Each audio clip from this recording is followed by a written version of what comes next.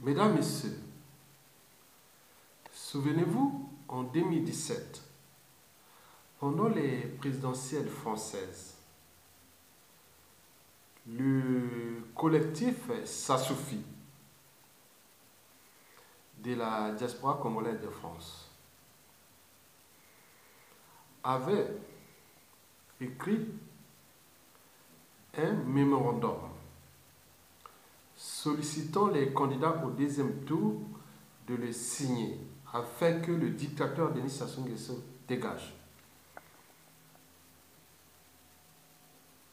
Vous vous souvenez, entre Emmanuel Macron et Marine Le Pen, arrivés au deuxième tour. Mais qui l'avait signé? Ce fut Marine Le Pen. Autour du collectif Ça suffit, Sassou dégage, le dictateur Sassou Nguesso dégage. Emmanuel Macron avait fait le con. Il n'avait même pas répondu présent. Donc il avait refusé. Et pourquoi? La réponse est peut-être dans le titre de cette vidéo. France-Afrique, dictateur, immigration, Aquarius, SM droite européenne, mode d'emploi. Mesdames, Messieurs, prenons le cas du premier mot-clé, la France. Vous savez que la France est la deuxième économie d'Europe, après l'Allemagne. Et c'est elle aussi qui fait le con avec la souffrance des Africains qui fuient les dictateurs qu'elle soutient. Mesdames, Messieurs, et pourquoi la France soutient-elle ces dictateurs? Bon, pour répondre à cette question, il faut voir la problématique d'un point de vue historique. Vous savez qu'à la fin de l'esclavage, au milieu du 19e siècle, il s'était tenu une conférence qui a commencé d'ailleurs en novembre 1884, qui s'est terminée en février 1885, s'appelait la conférence de Berlin. Ça c'est de partager l'Afrique, les gâteaux de l'Afrique.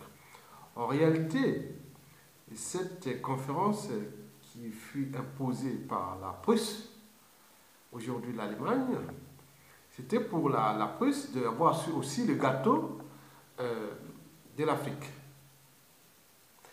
Parce qu'au départ, la Prusse n'avait pas ce gâteau, ou l'Allemagne. Donc, comme elle avait gagné la guerre contre la France de 1870, et donc, Bismarck avait convoqué cette conférence. Donc, il s'agissait de partager l'Afrique avec les colonies en Afrique. Et le plus gros gâteau, c'était entre les trois, c'est-à-dire la France, l'Allemagne et la Grande-Bretagne. Bon, le problème, c'est que la France reste aujourd'hui la dernière apôtre et partisane d'ailleurs de cet état d'esprit. Parce que l'Allemagne, depuis déjà la Première Guerre mondiale, et aussi pour l'Italie, la Grande-Bretagne, l'Espagne, le Portugal, c'était depuis l'ère de décolonisation des années après-guerre, Deuxième Guerre mondiale. Mais il reste que la France qui tient soi-disant son précaré et que nous les constatons tous les jours au contact de cette France en Afrique. Parce qu'elle devient en partie le problème de la survie de ces peuples en Afrique, et notamment en Afrique francophone. Mesdames, Messieurs, eh bien oui, la France, c'est aussi la dernière apôtre et partisane de l'ancien ordre mondial. Vous savez que l'ordre mondial dont on parle, C'est là, quand il y a eu la libération, après la Seconde Guerre mondiale, on avait donné le rôle à la France, le rôle de gendarme de l'Afrique, des États-Unis, gendarme du monde. Et donc, la France tient toujours à maintenir cet ancien ordre mondial. Non seulement celle de la conférence de Berlin, plus celle de l'ancien ordre mondial. Et ce qui dérange d'ailleurs la plupart des pays européens, ces anciennes puissances coloniales, et qui aujourd'hui disent, mais pourquoi la France, nous sommes affranchis de l'Afrique, et nous n'allions pas conspirer contre la volonté de ces peuples. Nous, on est là, on prépare nos produits, on est là dans le marché économique et autres. Mais pourquoi aller conspirer contre la volonté de ces peuples? L'alternance politique. Parce que si on bloque tout, il y aura naturellement des impacts, quelque part. Et c'est un peu de bloquer votre respiration, vous verrez que c'est pas possible. Essayez de ne pas se nourrir, vous verrez que c'est quelque chose. Donc, on peut citer des cas d'exemple comme ça. Donc, il y a un souci. Donc, ce qui dérange d'ailleurs, toute l'Europe occidentale qui fut aussi les maîtres ou les maîtresses de cette colonisation et aussi de la décolonisation. Mais qu'est-ce que vous pensez du côté de l'Europe de l'Est et qui n'ont jamais été en contact avec ces Africains? Mais encore, c'est pire. Parce que ce n'est pas la même histoire. Pourquoi on nous importe des gens qu'on veut nous imposer, venir d'Afrique, et soi-disant immigration, nous n'avons pas besoin de ça. Nous sommes Européens, on n'a pas besoin. C'est leur liberté quelque part aussi. Même si le monde devient de plus en plus interdépendant. Mais pourquoi assumer toujours ou gérer les conséquences du passif de l'Europe occidentale, c'est-à-dire l'Europe de l'Ouest? Mesdames, Messieurs, eh bien oui, la France, deuxième économie d'Europe. Mais les autres font un peu le jeu parce que c'est quand même la deuxième économie. Si ça bouleverse la base, ça risque d'impacter aussi et toute l'économie européenne. C'est un peu gênant que la France fout le bazar là-bas. On est obligé d'assumer la France.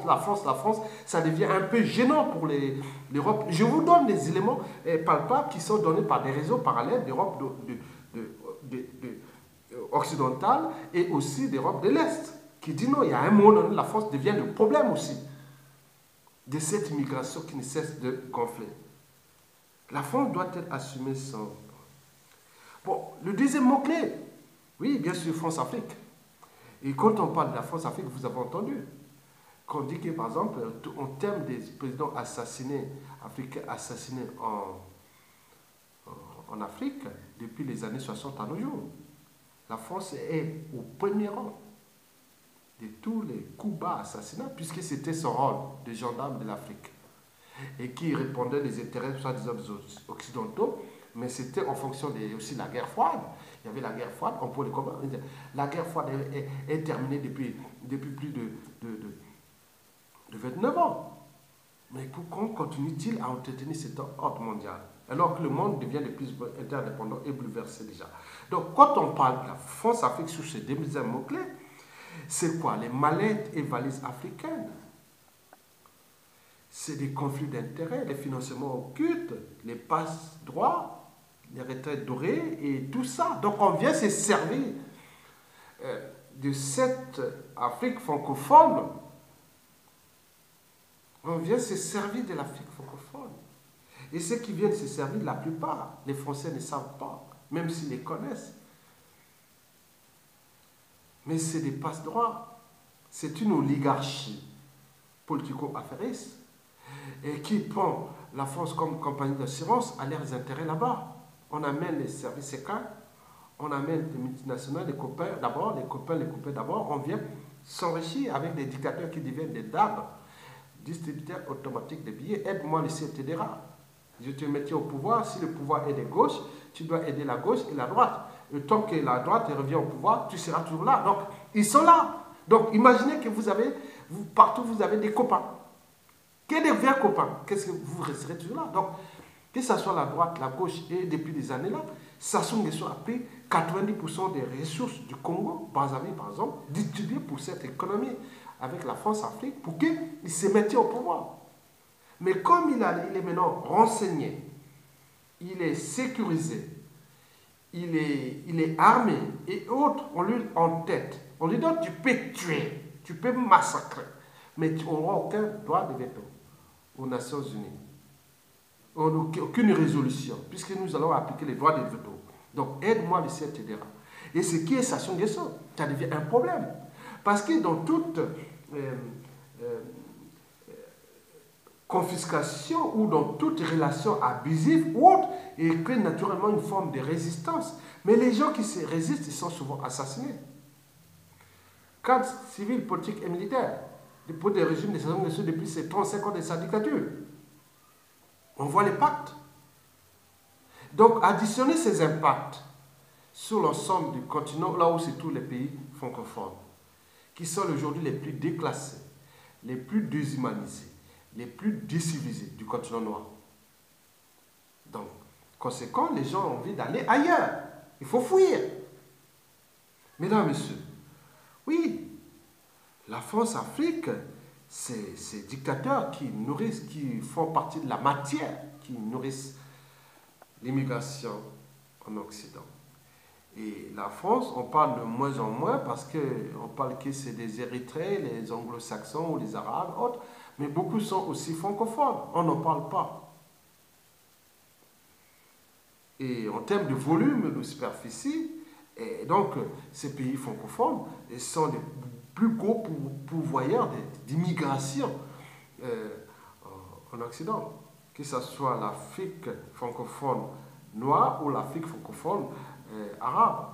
Mesdames, Messieurs, oui, la France-Afrique protège les assassins, oui, les plus cruels de leur peuple au XXIe siècle. Quel repère allons-nous donner devant la France qui devient le problème, non seulement de l'Afrique, mais aussi de ses partenaires européens, dans ces problèmes de répartition des immigrés, que je vais vous en parler. Et partout ça dérange. Tout n'est pas immuable. Oui, tout n'est pas immuable.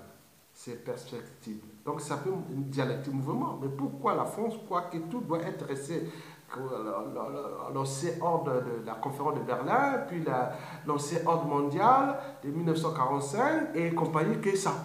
Non, ça dérange ses partenaires économiques européens. Que la France ne tient son deuxième rang européen ou son cinquième rang mondial qu'à cause de l'Afrique. Alors que tous les autres n'ont plus ça. Ils vont seulement du point de vue économique. Et les conséquences, c'est qu'on entretient des monstres qui ont des capitaux d'essai énormes. On parle des millions, ils continuent à tuer. Et remarquez que tous les génocides qui se sont passés à la fin du XXe siècle, tous ces génocides ont été effectués dans la zone France-Afrique. Donc, il y a un problème de conscience d'un Français qui te dit que, quelque part, ces gens ils sont aussi des humains. Certains sont avec nous ici. Ils ont fait des enfants, sont métissés, mélangés, des Milad et autres. Ils sont là, on a fabriqué des Obama, des gens qui sont là parmi nous. Et nous sommes des humains, mais pourquoi continuer à laisser libre cours à ces gouvernants de France et entourés de leur écurie, oligarchie, politico-affairistes et militaires, de faire du con avec la souffrance des peuples là-bas, et en même temps, on trouve des amalgames ici, on crée la confusion, alors que le monde ne va pas aller dans ce sens parce que les conséquences seront incalculables. Nous avions par exemple eu, il y a les premières histoires des Koulibaly, qui comment aurait pensé qu'un noir prend une arme et aller tirer sur les gens sur la place de Paris. Et ça ne va pas s'arrêter. Ça ne va pas s'arrêter. Je vous informe que ça ne va pas s'arrêter. Ce n'est qu'un début. Mesdames, Messieurs, oui, le troisième mot-clé, bien sûr, dictateur. Je vous dis que la France, l'Afrique, et parlons des dictateurs, la France, la zone France-Afrique ou francophone, c'est celle qui regroupe les 2 tiers des dictateurs du continent noir. Si vous cherchez les dictateurs en Afrique, allez en Afrique francophone. Cherchez, comptez pays par pays. Vous commencez déjà à la pointe d'Alger ou de Tunis jusqu'au Cap, comptez ces pays africains par bloc linguistique et en volume de répartition. Vous verrez que 2 tiers des dictateurs sont francophones. Et pourquoi? Mesdames, Messieurs, ben oui, observez dans le bassin du Congo, par exemple, 5 millions de kilomètres carrés. Au premier rang mondial de tous les classements en termes de biodiversité faunistique et floristique, parce que là, c'est le bassin d'Équateur, qui compris une dizaine de pays. Premier rang de biodiversité faunistique et floristique. Et n'oublions pas les réseaux hydrographiques, avec le deuxième fleuve le plus puissant du monde, après l'Amazonie.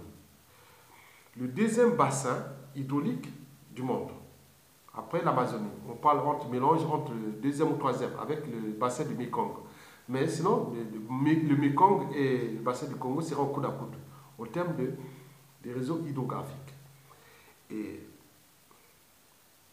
n'oublions pas les minéraux et les terres rares. Nous, dans ce bassin, vous parlez des tablettes, des technologies militaires, stratégiques et compagnie. Les terres rares, les minéraux qui nourrissent ces technologies actuelles sont là, dans ce bassin. Dans la République démocratique du Congo, il y a 60% des réserves, que ce soit le cobalt, le coltan et autres. Si il suffit de bloquer cette partie-là pendant un mois, 1 an ou 2 ans, comme on dit par exemple dans les idées des Européens ou le mouvement d'extrême droite ici, on dit non, bloquer que les Africains ne viennent pas. Bloquer seulement, par exemple, le Congo Brazzaville, le Congo Kinshasa et autres, bloquer seulement ces minéraux-là pendant 1 an. Votre portable, votre tablette et tout ce qui est toutes ces technologies vont augmenter de plus de 50%. Bloquer ça, même 5 ans, ce sera encore, l'économie mondiale sera foutue. Donc, c'est des gens qui n'ont pas de conscience de voir que les impacts, le monde de causes et des conséquences. Donc, bloquer les immigrés ici, qui ne viennent pas. Mais on peut aussi dire, non, bloquer, créer des situations qu'on bloque ces matières premières. Vous serez vos coûts, votre pouvoir d'achat va augmenter et autres, vous allez pleurer. Donc, mais ils ne savent pas comment que nous sommes dans les vases communicants, comme on appelle en physique. Et donc, faire attention dans un monde interdépendant. Mesdames, Messieurs, ben oui, remarquez que ce bassin qui regroupe, le bassin du Congo qui regroupe 97% des pays francophones. 97% des pays francophones.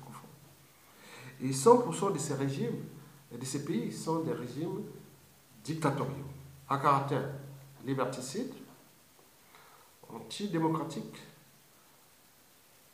antisocial, crimogène, confiscatoire et d'appropriation d'ailleurs du bien commun. Ils voient de conservation du pouvoir à vie, mais entêté toujours depuis l'Élysée. Et vous avez par exemple pu voir qu'Emmanuel Macron est arrivé au pouvoir depuis 2017. Il a fait le con en faisant le jeu de dictateur qui tue les gens. Alors que Donald Trump vient de sortir du Conseil de sécurité des Nations Unies pour les droits de l'homme, pour ne plus être jugé avocat. Donc agir sur les cas par exemple de la République démocratique du Congo, qu'on peut placer des régimes politiques et plus ou moins consensuels, mais pourvu qu'il ne tue plus abusivement l'humain. Et ce qui se passe en Afrique francophone, française, ou au Congo, Brazzaville, Sassou Nguesso continue à tuer. Et la France, là, on l'appelle tous les jours, on l'encourage d'ailleurs à s'asseoir à tuer. Regardez, nous sommes dans une situation de statu quo où un président a été élu en 2016, aujourd'hui en prison, et Sassou Nguesso et sa force Afrique cherchent à les tuer avec les impacts entre les apôtres, les partisans et des règlements de comptes et des contentieux historiques à venir après Sassou Nguesso, parce qu'il n'est pas éternel. Vous imaginez? Il y a des gens que de leur lit, ils pensent que bon, c'est possible, qu'on peut avoir un pouvoir et massacrer les gens, mais pas le peuple. Mais c'est ces gens-là, c'est les conséquences à venir après cette France-Afrique dans un monde qui devient de plus en plus interdépendant. On lui a envoyé des lettres de rappel à la France. Et c'est un peu d'humaniser cette France-Afrique C'est-à-dire, l'économie, le marché reste le marché. Vous avez des stratégies, nous sommes un bloc francophone, on peut travailler ensemble, on peut trouver tous les pactes stratégiques ensemble. Laissez ces peuples alterner. La volonté des peuples, l'alternance politique.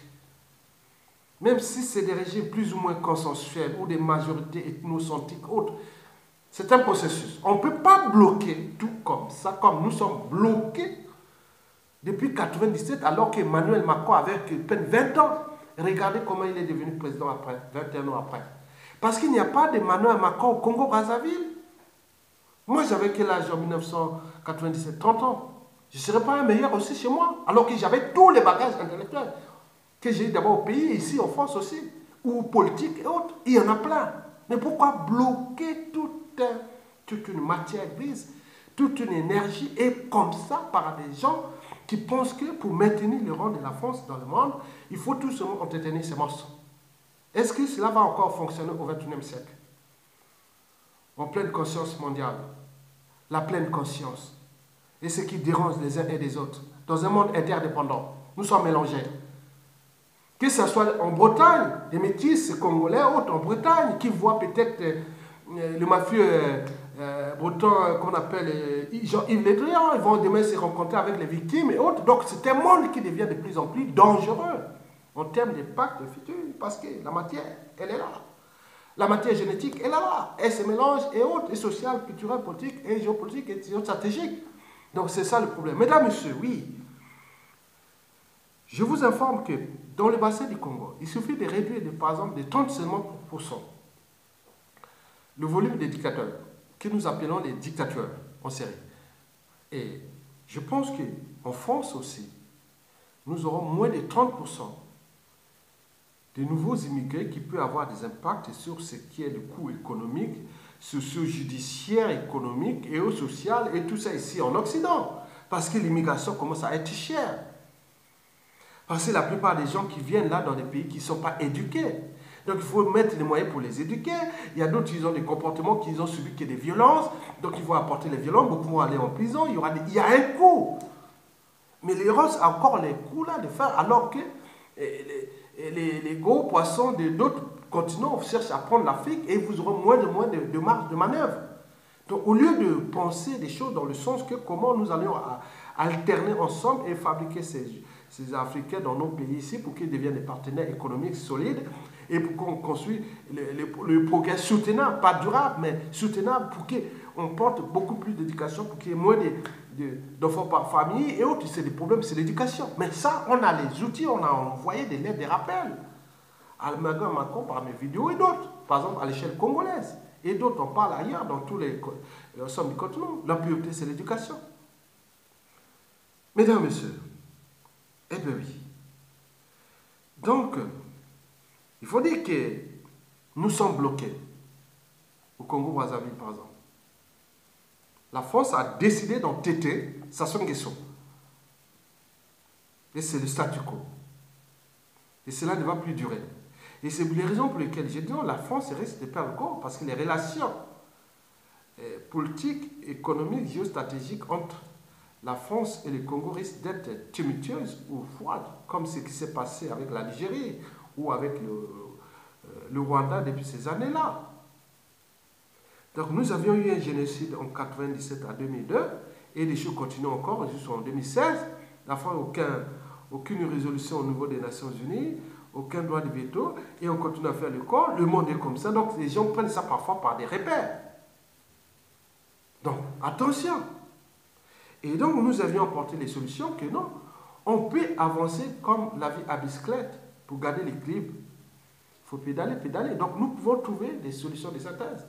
En faisant qu'il y ait l'alternance politique et le cas du Congo, une période de transition de 5 ans, nous pourrons repenser ces choses ensemble. Le président Mokoko élu est sorti de cet enfer parce que c'était un problème de conscience aussi pour Macron, parce que Mokoko a été élu au premier tour de 60%. Et c'est de sa conscience dit non, mais c'est pas possible.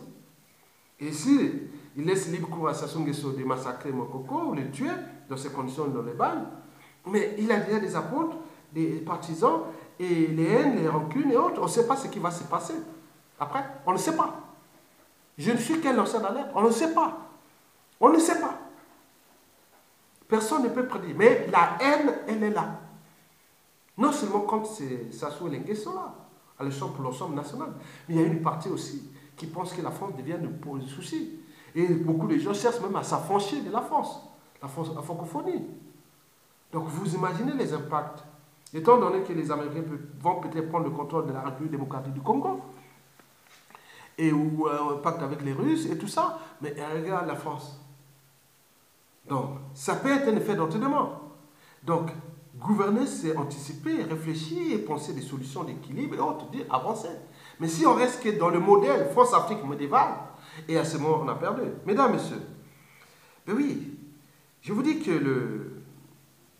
le quatrième mot-clé, c'est tout justement l'immigration. Oui, l'immigration. Moins de 50% d'éducateurs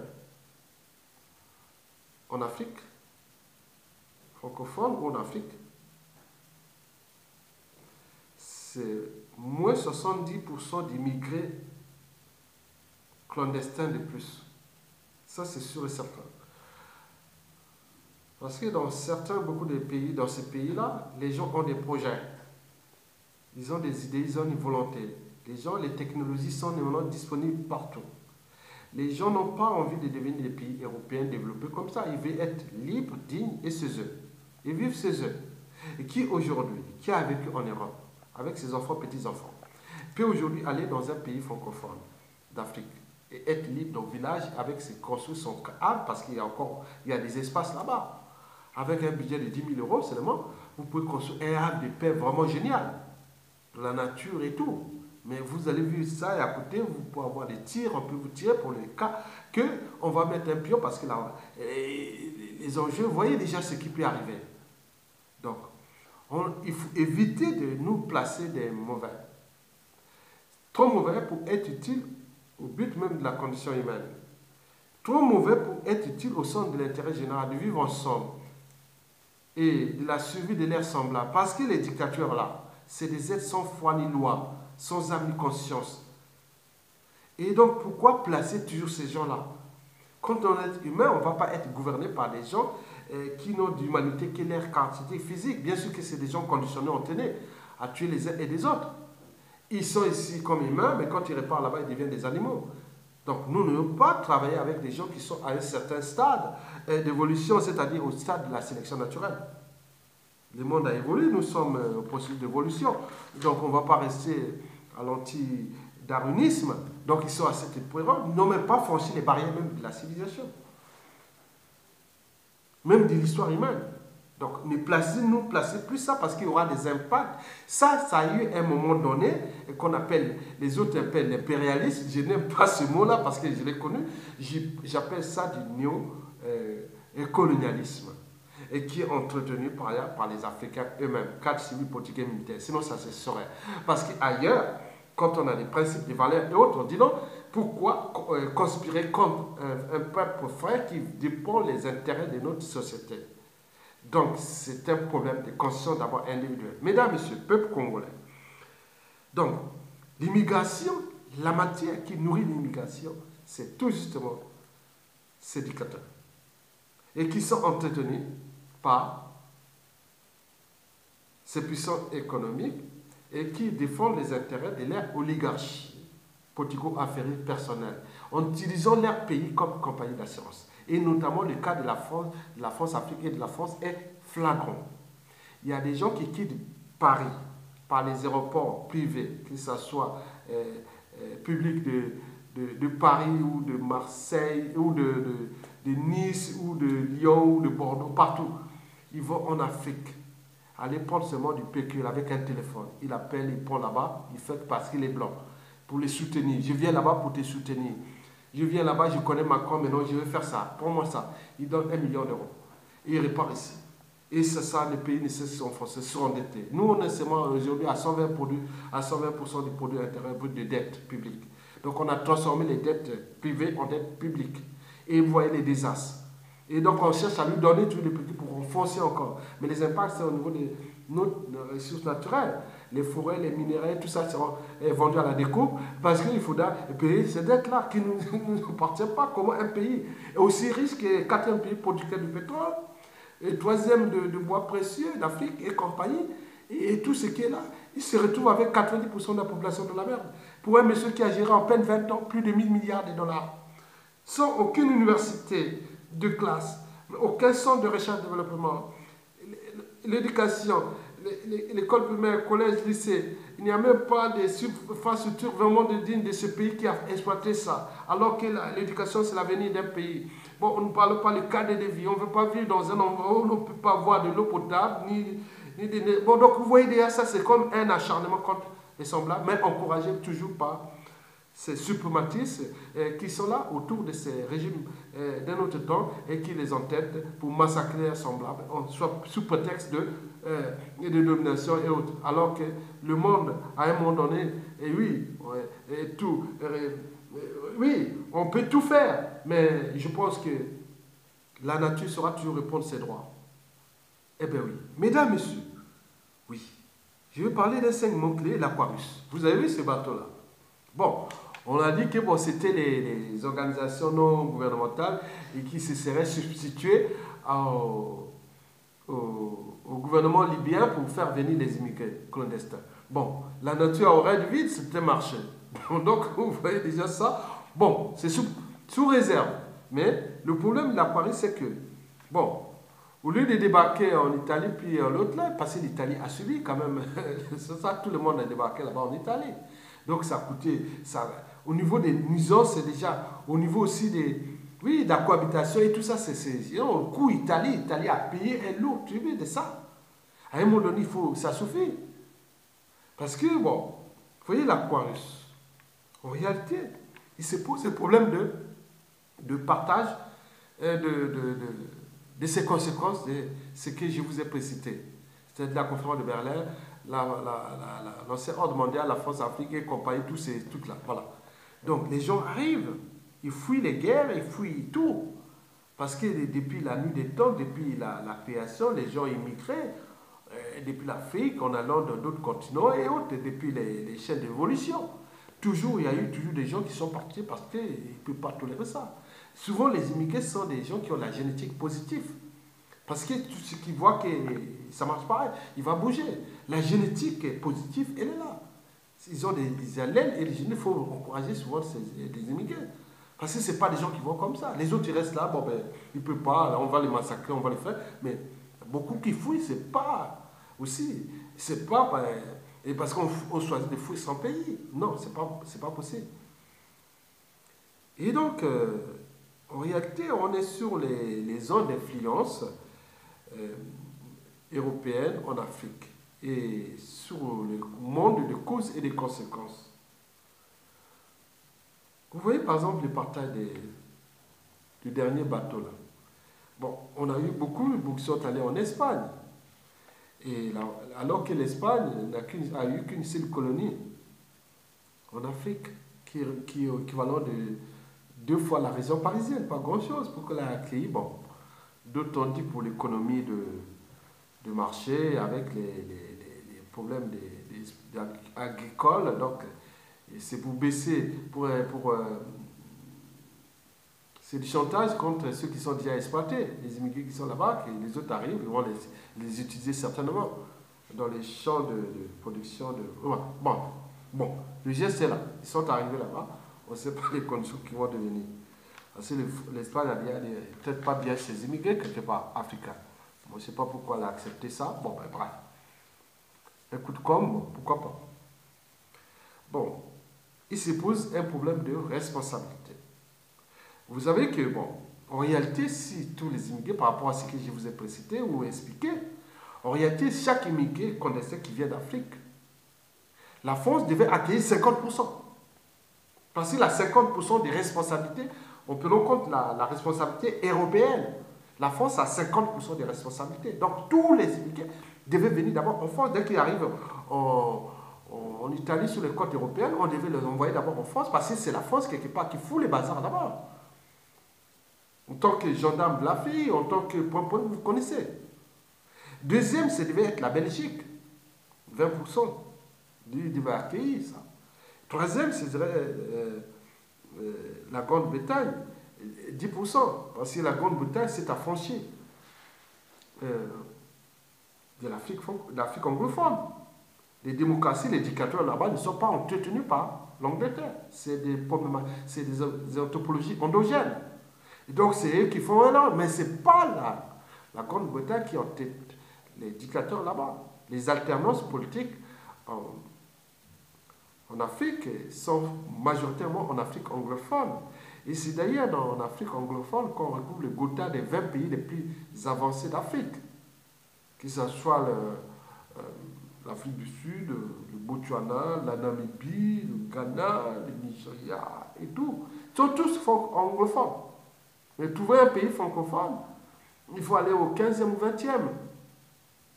Alors que nous, au niveau des ressources naturelles, nous sommes les plus riches. Mais regarde, la ratio. Vous voyez? Bon, après le reste, l'Italie pourrait prendre 5%. Pourquoi l'Italie prend maintenant 50%? C'est l'inverse, c'est le paradoxe. Le reste, c'est des pays comme le reste de l'Europe, l'Allemagne, tout ça, ils pourraient prendre aussi. Bon, mais le paradoxe, c'est que la France fuit ses responsabilités. Donc, il donne les trucs aux autres et ça devient un souci pour les autres. Et d'où les tensions en Europe. Parce que les gens se demandent, parce que, bon, la France est la deuxième économie d'Europe. Bon, si la France chute d'Europe, bon, ça reste bouleversé aussi. L'économie européenne, occidentale. Mais la France peut aussi commencer à restructurer ses relations avec son précaré, ses ex-colonies. Comment ça ne va pas rester comme ça? C'est au moment où ça va chuter brutalement. La France risque d'être passée du deuxième rang d'économie européenne au 4e ou 5e rang, et surtout au rang mondial, 9e ou 16e. Donc ça peut arriver. Il tient qu'avec le franc CFA, les dictateurs, l'exploitation abusive des matières premières, surtout les énergies comme le pétrole, avec les lacs du Gabon, du Congo-Brazzaville et tout ça. Donc ils prennent ça de manière gratuite. C'est ce connu. Total ne paye aucune redevance au Congo-Brazzaville. Donc le pétrole est gratuit. Et les gens voient la pompe ici en France, c'est quand même immoral. C'est...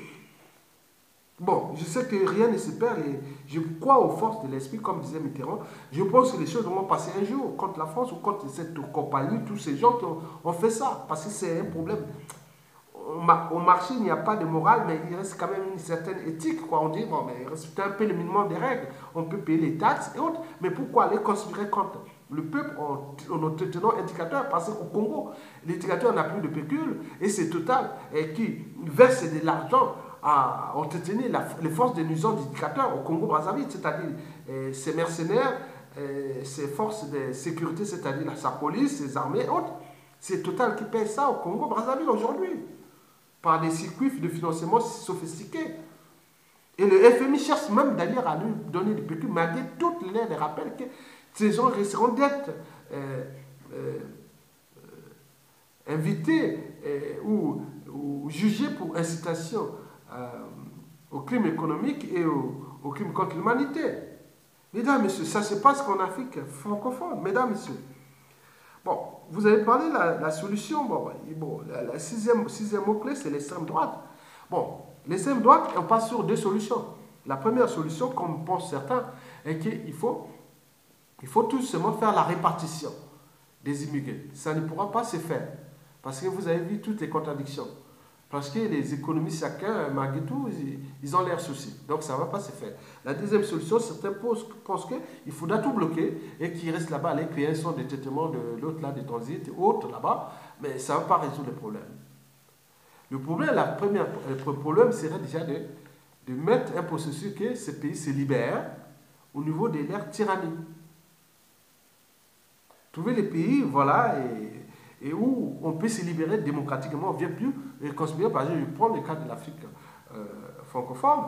Par exemple, les bassins du Congo, si 50% des régimes sont maintenant politiques, avec toutes les richesses que nous avons, les technologies que nous connaissons, les gens qui ont des projets de société, voilà, tout ça, ça va créer un truc. Et les gens qui viennent du Sahel et de tout ça, ils vont migrer vers l'Afrique équatoriale. Ça, c'est sûr, nous, on ne va plus venir là-bas. En même temps, les Européens vont en profiter, ils vont venir là-bas aussi.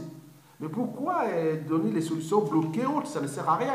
Ou on laisse faire, c'est-à-dire l'immigration va continuer à augmenter pour qu'on arrive à une période de rupture où les peuples européens vont dire on en a marre de voir les immigrés dans nos parcs, dans les rues, dans les coins des maisons et autres. Donc partout dans l'Europe, il faut envoyer, jusqu'à ce qu'à chaque élection, comme on a eu en Italie, il y aurait l'arrivée de tous les mouvements d'extrême droite ici en Occident. Ça va aider énormément l'Afrique parce que on va rentrer dans une situation de tension et de mouvements. Entrez chez vous et on ne veut plus soutenir les dictateurs. Et si ils ont des projets de société que nous, quand on est au pouvoir, il faut que les dictateurs passent. Par exemple, ce qui s'est passé en Italie. L'Italie, par exemple, a des relations stratégiques avec le Congo-Brazzaville, dont le deuxième producteur du pétrole du Congo, qui est Eni. Est-ce que l'Italie, avec ce mouvement ce qui s'est passé en Italie, elle peut mettre des solutions d'intelligence pour faire partie de Sassou Nguesso? Ça pourra être déjà un cas d'école, un cas d'exemple. L'Italie pourra être là pour dire non, oui, j'applique là, bon, je ne veux plus d'immigrés. Et pour là, j'ai aussi des relations économiques avec le Congo-Brazzaville parce que je suis le deuxième partenaire économique de ce pays sur le plan de l'énergie et du pétrole. Je vais mettre les moyens pour bloquer Sassou Nguesso pour qu'il parte. Et à ce moment, il y aura une démocratie, il y aura une partie d'immigrés qui seront plus au Congo, qui vont plus revenir, et ça peut créer un effet d'entraînement, et la plupart vont repartir. Et vous venez que du point de vue économique, le marché reste le marché. Ça ne changera jamais.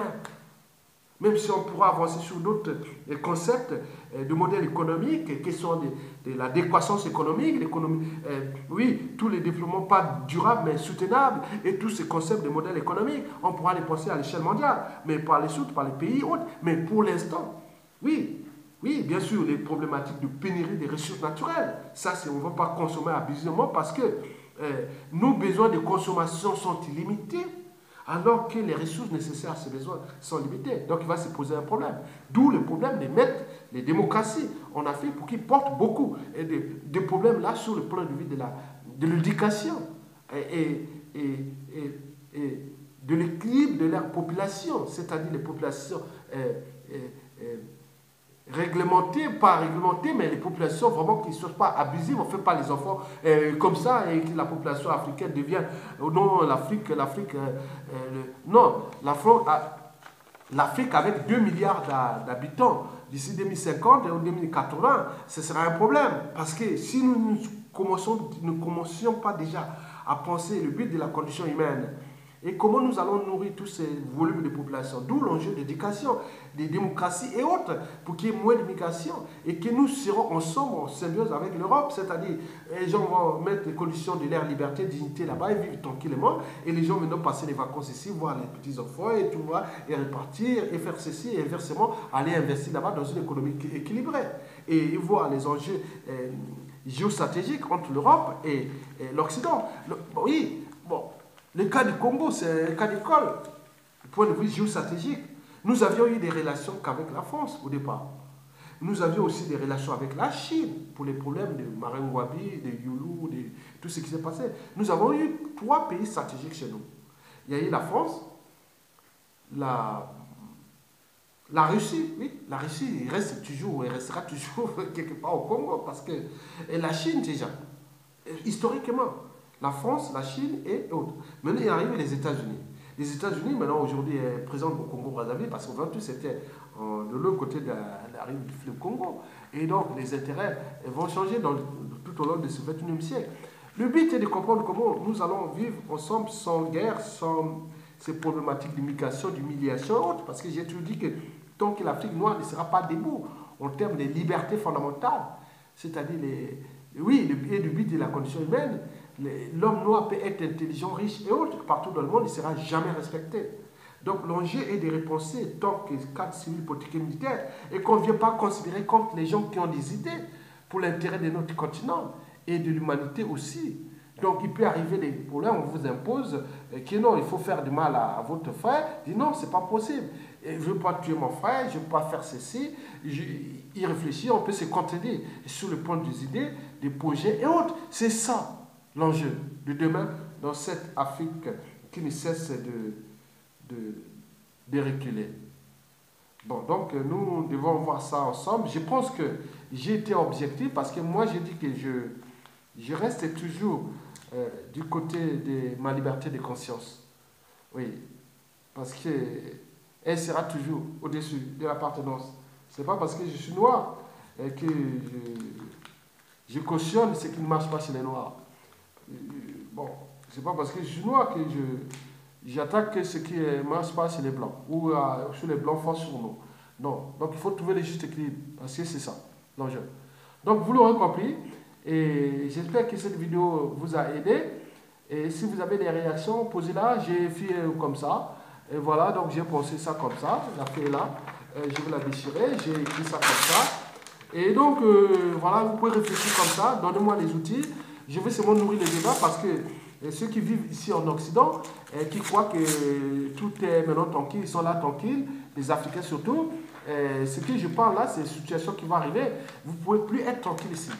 Même si vous avez fait des enfants, petits-enfants, vous êtes ici, demain, vous pouvez se retrouver comme la situation avec les Juifs en 1940 à 1945.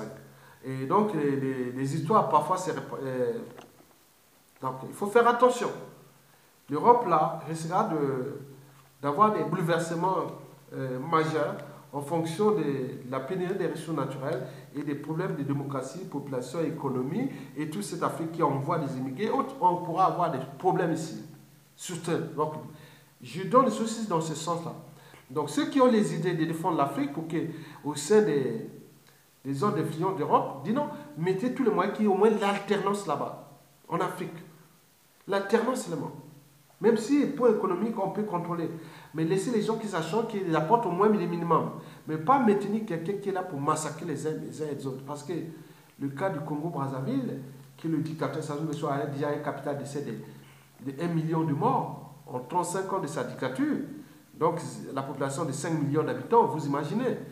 Le dictateur Kabila, en République démocratique du Congo, à peine 18 ans de tyrannie, a déjà massacré 12 millions d'individus sur une population de 80 millions d'habitants. Donc le pays le plus riche du continent, en termes de réserves. Je vous dis, si ce pays-là, la République démocratique du Congo, là, sera au main des responsables, je vous dis sincèrement, elle détient, on appelle ça le scandale géologique. Pour ceux qui ont fait la géologie, allez comprendre comment regardez la République démocratique du Congo. Vous verrez là-bas, non, c'est ce pays au main des gens responsables qui détient 60% des réserves de tout ce que nous consommons sur les technologies. Vous imaginez l'impact avec des gens responsables, les technologies partout disponibles. Vous verrez que c'est des gros travaux énormes. Donc, il y a une guerre qui se passe entre les États-Unis, la Chine et la Russie sur ce pays. On ne sait pas comment elle va se terminer. Je pense que d'ici la fin de l'année, il y aura des bouleversements dans ce pays. Et nous le savions. Et si ça ne change pas, ça sera dans le chaos. On ne sait pas où est-ce que ça va aller. Mais en réalité, c'est toujours les mauvais africains. Et quand ils arrivent au pouvoir, ils s'enracinent. En même temps, on tue les gens et ça devient un souci. Et donc, nous devons aussi apporter cette éducation pour que les gens comprennent qu'il y a une vie, on vient pour vivre un certain temps, on va. C'est pas s'attacher comme ça, c'est pas bon. Et donc, il faut laisser quelque chose pour l'humanité. Et c'est ça le sens de notre existence. Mesdames et messieurs, je vous remercie et à bientôt.